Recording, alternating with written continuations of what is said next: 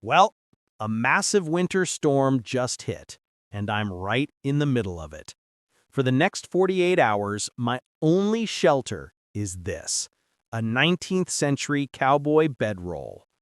The temperature is dropping fast, and this wind is just relentless. Hypothermia is no joke. Once your body temp dips below 95 degrees, your brain gets fuzzy and simple tasks become impossible. The real challenge is staying ahead of that curve. This thing was the original survival system for cowboys on the trail. But the real question is, can a piece of history actually save my life out here? Let's find out. First rule of winter survival: get your priorities straight. And priority number one is shelter. Not building one, but deploying one. For the next 2 days, this is my entire world. This is a classic cowboy bedroll. The design really hasn't changed much since the big cattle drives of the late 1800s. On the outside, you've got this massive, heavy-duty canvas tarp.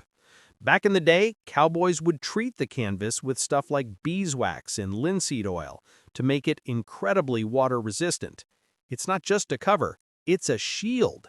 It's made to block wind, shed snow, and just protect everything inside from the elements.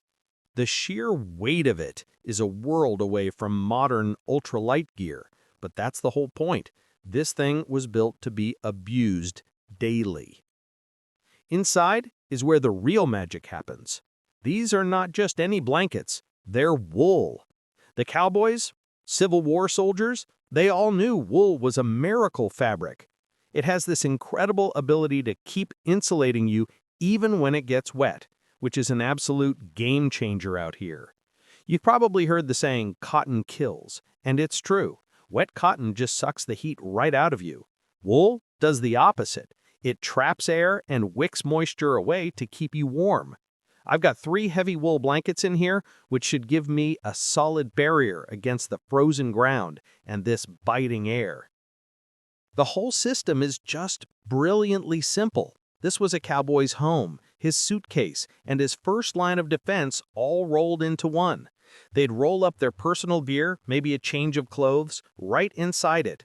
During the day, it got tossed in the chuck wagon, staying dry and ready for him after a long day's work. Problem is, I don't have a chuck wagon. I just have this. My immediate problem is the wind. It's just hammering me. Finding the right spot is everything right now. I'm looking for a natural windbreak. See that cluster of pines over there? That looks promising. The dense boughs should break up some of this wind, and the snow piled up at their base gives me a little wall to work with. Cowboys on the plains would look for a cut bank or a small ravine to get any advantage they could. This is my version of that. Now that I've found my spot, the setup is critical. You don't just crawl in. I'm laying the canvas down so the side that folds over the top is longer. That's a key feature. That extra length can be pulled up over your head if things get really nasty, creating a sealed-off cocoon. I'll get the wool blankets arranged inside, making sure I have layers both underneath and on top of me. You lose a crazy amount of heat to the ground, so insulating from below is just as important as piling blankets on top. And of course, I'm making sure the opening faces away from the wind. It seems obvious, but that's a mistake that could cost you precious warmth. The sun's already starting to dip, and the temperature is going down with it. All this work has kept me warm, but now the stillness is setting in. The next few hours as it gets dark will be the first real test. It is absolutely black out here. The only sounds are the wind tearing through the pines and the muffled crunch of me moving inside this canvas tomb. The temperature has cratered. My thermometer says it's 10 degrees, but with this wind chill, it feels like -5. This is where the mental game really starts. Every survival situation is a battle you fight in your own head. It's so easy to let the cold win, to just focus on that creeping numbness until you panic, and panic leads to terrible decisions. My entire world has shrunk to this 7 by 16-foot piece of canvas. I'm burrowed deep inside. Getting in was a whole process. I pulled the bottom flap up over my feet, folded one side over, then the other, like an envelope. Finally, I pulled that long top flap over my head, leaving just a tiny tunnel for air. This multi-layer wrap is what traps my body heat and creates a pocket of warmer air. It's a technique that soldiers and frontiersmen have used for centuries. The first thing you notice is the dampness from your own breath. Every time I exhale, I'm releasing a cloud of warm, moist air. It's a double-edged sword. It's proof my body is generating heat, but it's also putting moisture into my little bubble. If that moisture soaks the blankets, they'll lose efficiency. Wool is good when wet, but it isn't magic. Every so often, I have to open a small gap to vent it out, and that blast of cold air is a shocking reminder of the razor's edge I'm on. About an hour ago, the shivering started. It's involuntary, just your body's way of generating heat. For now, it's a good sign. It means my body is still fighting. The real danger is when the shivering stops. That can mean hypothermia is winning, that your core is so cold, your body can't even muster the energy to warm itself up. That's when the confusion and lethargy kick in. I can feel the cold seeping up from the ground. Even with the wool, the frozen earth is a relentless heat sink. I'm constantly shifting around, trying to avoid creating cold spots. Cowboys knew this. They'd sometimes add a ground cloth or an oil cloth for an extra moisture barrier. I'm relying purely on the canvas and wool. There's a weird intimacy to this. Wrapped up this tight, you're hyper-aware of your own body, your heartbeat, your breathing, the prickling cold on your skin. I can hear snow starting to pile up on the canvas. In a strange way, that's a good thing. A layer of snow acts as an insulator, kind of like an igloo, shielding me from the wind and trapping a little more heat. Cowboys figured out that waking up covered in snow often meant a warmer night. My feet are the coldest. It's a constant struggle to keep the circulation going. I'm wiggling my toes, flexing my ankles, anything to keep the blood moving. Cowboys would wear extra wool socks, and some even slept with their boots on. I'm in 2 pairs of thick wool socks, and it feels like it's barely enough. Sometime in the middle of the night, doubt hits me like a ton of bricks. My fingers are numb, my face stings, and this incredible sense of isolation just washes over me. Is this old-school gear really up to the task, or am I just being an idiot? For the men who used these, this wasn't a weekend challenge. It was life and death, day after day. They were just tougher, conditioned to a life of hardship I can only try to simulate. Remembering that gives me a strange kind of motivation. This isn't just a gear test, it's a test of will. I focus on my breathing, slow and steady. The night is long, and the only way through it is one breath at a time. That first hint of gray light filtering through the snow is a relief like I never felt. I made it through the night. Pushing back these heavy layers feels like breaking out of a coffin. The world is white, silent. The storm passed, leaving behind this pristine, frozen landscape. First things first, self-assessment. I'm cold, bone cold, but the shivering is under control. My head feels clear, which is a great sign. Confusion is a red flag for serious hypothermia.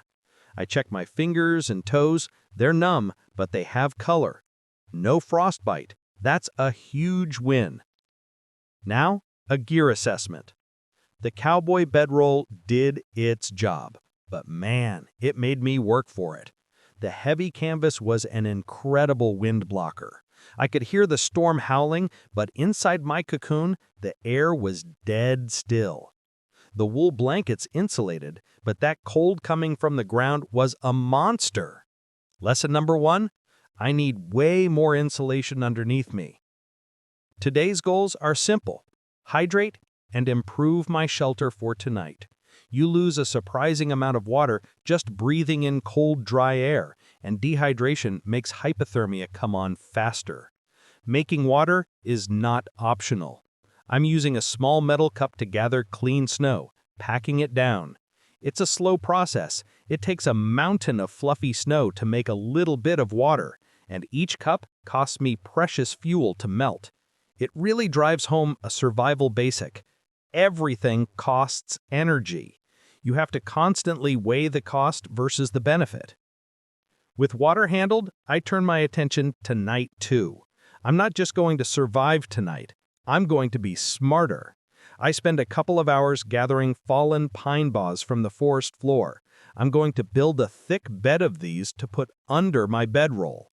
This will create a layer of dead air space between me and the snow, which should dramatically cut down on heat loss. It's a timeless survival trick. The work is slow going.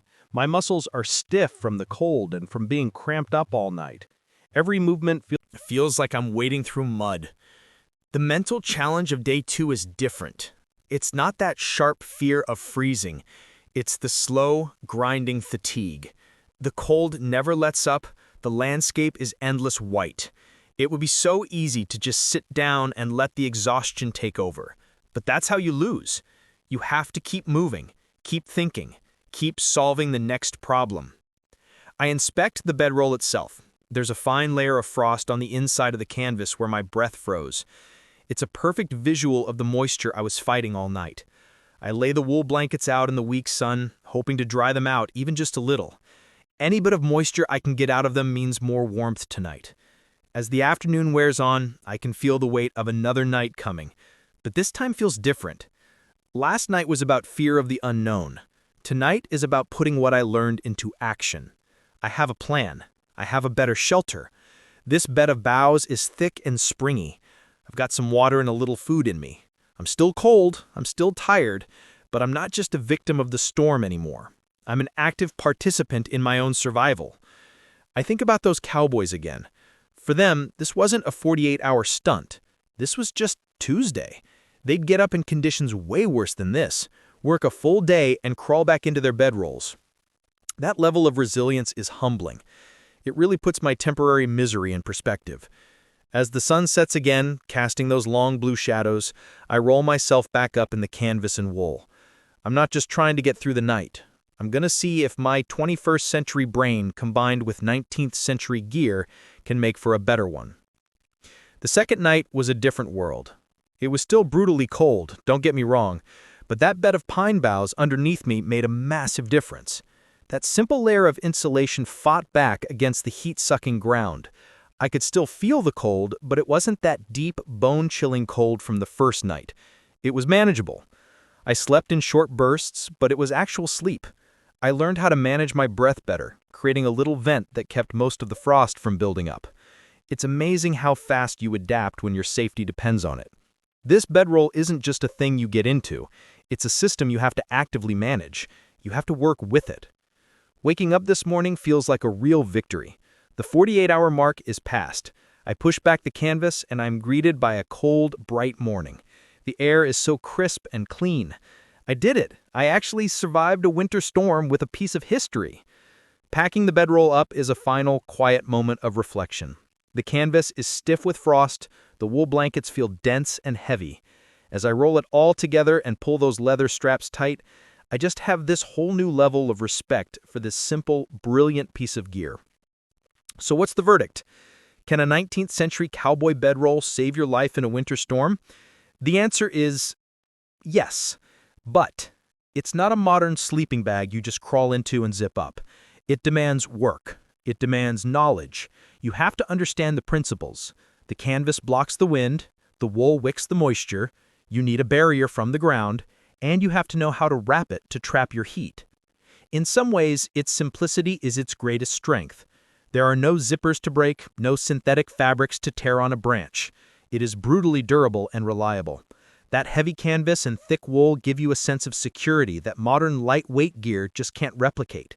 You feel protected, wrapped in layers of history. It's a tool for someone who is self-reliant, who understands the fundamentals of how to stay warm. This experience wasn't just about testing gear. It was about connecting with a different mindset. The cowboys and frontiersmen who relied on these didn't have the option to fail. They had to be resourceful, tough, and smart. They used what they had, and they knew their environment inside and out. This whole thing has just hammered home a core belief for me. Gear is only part of the equation. Your mind, your ability to stay calm, solve problems, and just refuse to give up is the most important survival tool you have. The bedroll didn't keep me warm by itself. It was the combination of the bedroll, the pine boughs, the right location, and the mental grit to see it through. It's a system, and the human is the most important part of it. This was one of the most challenging but rewarding things I've ever done. It really proves that some of those old ways still have a lot to teach us. If you found this interesting, or maybe even learned something, do me a favor and hit that like button. It helps the channel out a ton. And if you haven't already, subscribe. I'm always testing gear, both old and new, and pushing the limits to see what really works when it counts. Let me know in the comments, what piece of historical survival gear would you want to see put to the test? As I walk out of this quiet, snow-covered forest, I'm taking more with me than just a tired, cold body. I'm taking a deep appreciation for the ingenuity of the past. The cowboy bedroll isn't just a relic, it's a testament to a time when survival was a daily reality.